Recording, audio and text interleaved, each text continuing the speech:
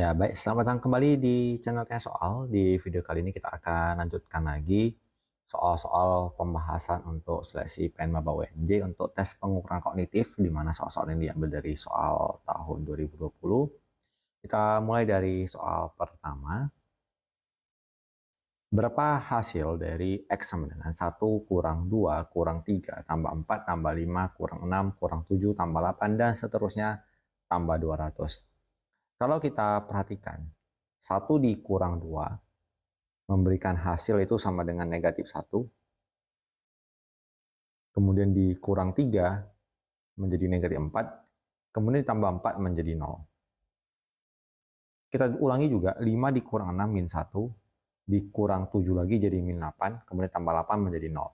Artinya setelah kita peroleh perhitungan awal seperti itu, setiap 4 angka, ketika dia dijumlahkan, 1 kurang 2 kurang 3 tambah 4, ini akan memberikan hasil sama dengan 0. Kemudian untuk 4 angka berikutnya, 5, 6, 7, dan 8, 5 dikurang 6, min 1, dikurang 7, min 8, tambah 8 juga akan memberikan hasil yaitu sama dengan 0. Artinya setiap 4 angka, dia akan memberikan hasil sama dengan 0. Dan kebetulan karena 200 ini bisa dibagi 4, maka kita peroleh jawabannya adalah juga 0 ya, karena setiap 4 angka tadi akan memberikan hasil sama dengan 0. Jadi kita pilih jawabannya adalah yang di option A. Kita lanjut ke soal kedua. Jika diketahui X adalah penjumlahan bilangan ganjil antara 1 dan 24, dan Y adalah penjumlahan bilangan genap antara 1 dan 24. Dan kalau kita tuliskan, berarti bilangan ganjil antara 1 dan 24, berarti satunya gak ikut ya. Kita mulai dari X-nya itu adalah mulai dari 3, kemudian 5, kemudian 7, dan seterusnya sampai 23.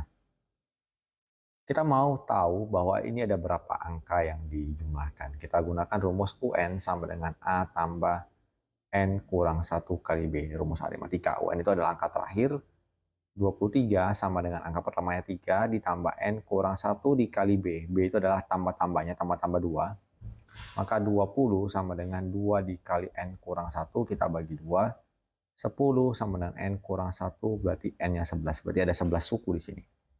Sementara untuk si Y-nya sendiri, bilangan genap antara 1 dan 24, kita mulai dari 2, 4, 6, dan seterusnya sampai angka terakhirnya 22. Jadi karena dia di antara 1 dan 24, berarti 24-nya tidak diikutkan. Maka kalau ini jumlahnya juga ada 11 suku ya, gampang ya. 2, 4, 6, 22, berarti kita bagi ya. 22 dibagi 2 dapatnya 11. Nah, karena sama-sama 11 suku, kita tuliskan si X itu adalah 3, 5, 7, sampai terakhirnya 23. Si Y adalah 2, 4, 6, sampai terakhirnya 22.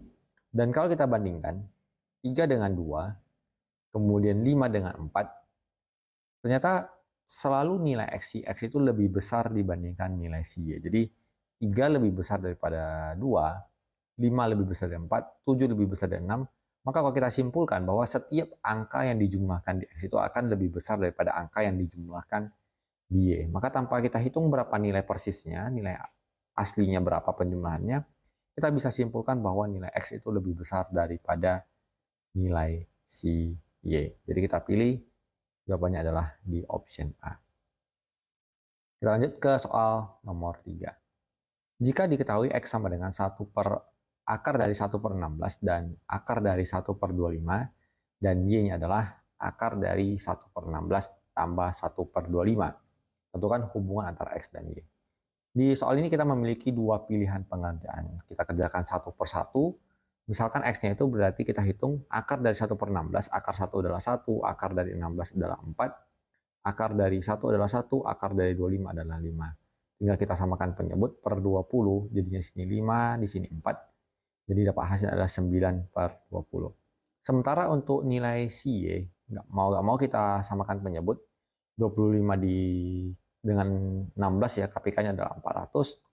Berarti di sini 25, di sini adalah nilainya 16. Dan kalau kita hitung berarti menjadi akar dari 41 per 400. Nilai dari akar 41 tidak bisa kita hitung. Akar 400 adalah 20. Kita bandingkan nilai si X dan nilai si Y. Ini 20, ini 20 sama. Sekarang masalahnya adalah 9 dan akar 41. Akar 41 itu paling dekat berada di antara akar 36 dan akar 49. Akar 36 adalah 6, akar 49 adalah 7. Berarti nilai dari akar 49 berada di kisaran 6, sekian. Berarti 9 akan lebih besar dibandingkan 6, sekian. Berarti X-nya lebih besar dibandingkan si Y. Dan kalau kita merasa bahwa pengerjaan dengan menggunakan angka pecahan ini cukup rumit, kita bisa menyederhanakan, kita ganti dengan angka yang lain. Karena model pengerjaannya bakal sama. Kita misalkan saja X-nya itu sama dengan akar 1 ditambah akar 4. Dan Y-nya itu adalah akar 1 ditambah 4. Dengan catatan bahwa angka yang kita gantikan sama ya. Jadi kalau 1 dan 4, maka si Y-nya juga 1 dan 4. Kita hitung berarti ini 1, ini 2, hasilnya 3, sementara di akar 5. Akar 5 boleh kita tuliskan berada di antara akar 4 dan akar 9, berarti jawabannya 2, sekian. Maka nilai si X juga lebih besar dibandingkan si Y. Jadi setiap pola pengerjaan seperti ini kita memiliki dua opsi tergantung seberapa sering kita latihan soal untuk meyakinkan bahwa cara ini adalah cara yang terbaik dan efisien dalam mengerjakan soal. Kembali ke jawabannya, kita pilih jawabannya adalah di option A. Kita lanjut ke soal berikutnya. Putri lahir pada tanggal 1 Desember 1984 dan Andika lahir pada 1 Desember 1998. Tahun berapa usia Putri 3 kali usia Andika? Di tahun 1984, kemudian 1998, kemudian ada suatu tahun, kita anggap tahun N. Berarti di sini selisih antara 1984 dan 1998 adalah 14. Kita anggap dari 1998 ke tahun N ini memiliki jarak X tahun. Berarti kita bisa simpulkan bahwa usia Andika, kita tuliskan namanya dulu, di sini kelahiran dari Putri, di sini adalah kelahiran Andika. Jadi pada saat tahun di N ini, usia Andika adalah X, kemudian usia Putri adalah keseluruhannya, berarti 14 tambah X. Jadi usia Putri kita tuliskan sebagai 14 tambah X, dan usia Andika sebagai X.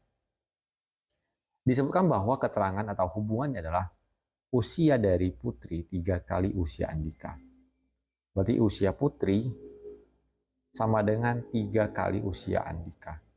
Kita substitusikan, usia Putri tadi adalah 14 tambah X, kita gantikan kemari. Dan usia Andika adalah X, kita gantikan kemari. Sehingga kita tuliskan nilai persamaannya adalah 14 tambah X sama dengan 3X. Berarti 14 sama dengan kita pindahkan, jadinya 3X dikurang X, 14 sama dengan 2X, X sama dengan 7. Berarti usia Andika pada saat itu adalah sejauh 7, jadi 1998 ditambah 7 adalah tahun 2005. Kita pilih jawabannya di option C. Kita lanjut ke soal berikut. Upi menghabiskan 8 liter air minum dalam 6 hari. Berapa liter air yang dihabiskan Upi dalam waktu 1 bulan? Tipe soal ini adalah tipe soal perbandingan. Dan kita harus tahu dulu kira-kira ini soalnya perbandingan tentang perbandingan senilai atau berbalik nilai. Upi menghabiskan 6 liter air minum dalam 6 hari. Apa yang terjadi secara logika kalau jumlah harinya bertambah? Otomatis jumlah air yang dia minum juga akan bertambah. Jadi harinya bertambah, jumlah airnya bertambah. Berarti ini adalah perbandingan yang senilai. Jadi kita tuliskan sini volume air akan sebanding dengan harinya. Jadi kita bandingkan volume air yang pertama, kita bandingkan dengan volume air yang kedua. Hari yang pertama kita bandingkan dengan hari yang kedua. Jadi 8 liter air dihabiskan dalam waktu 6 hari, maka berapakah volume air atau berapa liter air yang dihabiskan dalam waktu 1 bulan? Perlu kita catat bahwa 1 bulan dalam pengerjaan soal matematika dalam perhitungan itu biasa dianggap sebagai 30 hari.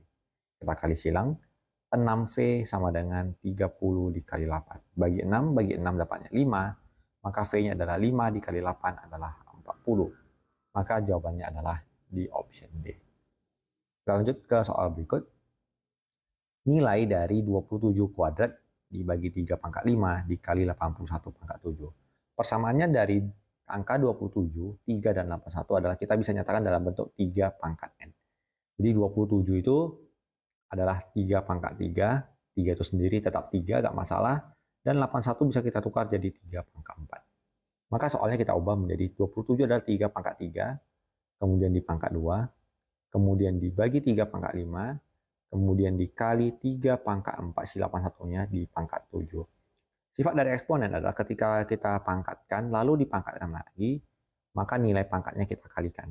Jadi 3 dengan 2 pangkatnya dikalikan menjadi 3 pangkat 6, dibagi 3 pangkat 5, dikali 3 pangkat 28. Kemudian yang berikutnya adalah ketika kita jumpai dalam bentuk pembagian, pangkatnya dikurang, dan ketika jumpa perkalian, pangkatnya dijumlah.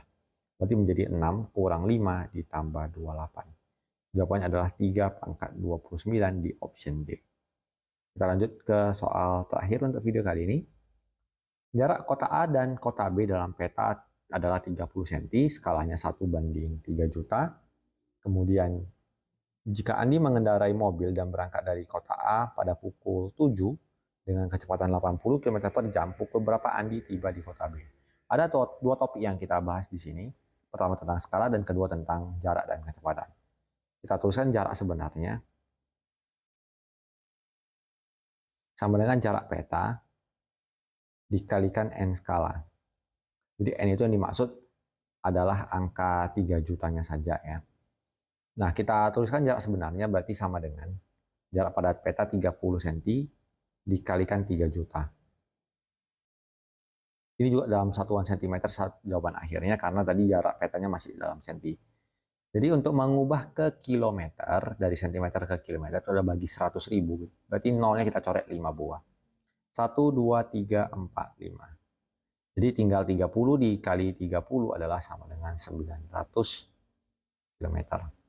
Kemudian dari sini kita lanjutkan menghubungkan jarak yang kita peroleh dengan waktu. Jadi kita tuliskan bahwa rumus dari jarak sama dengan kecepatan dikalikan dengan waktu. Jaraknya 900, kecepatannya 80, dikalikan waktunya kita anggap T. Maka nilai waktunya T-nya adalah 900 dibagi 80. Kita coret. Jadi 90 dibagi 8 kita peroleh adalah 11/1/4 jam. Berarti sama dengan 11 jam. 1/4 jam ini sama dengan kita kali 60 adalah 15 menit. Berarti kita peroleh 11 jam 15 menit. Karena dia berangkat dari pukul 7, kita jumlahkan, berarti pukul 18.15 dia akan tiba di tujuan. Jadi jawabannya adalah di option D. Jadi demikian pembahasan soal untuk video kali ini. Semoga nanti di hari H ujian soalnya tidak terlalu jauh berbeda. Semoga bermanfaat dan sampai jumpa di video berikutnya.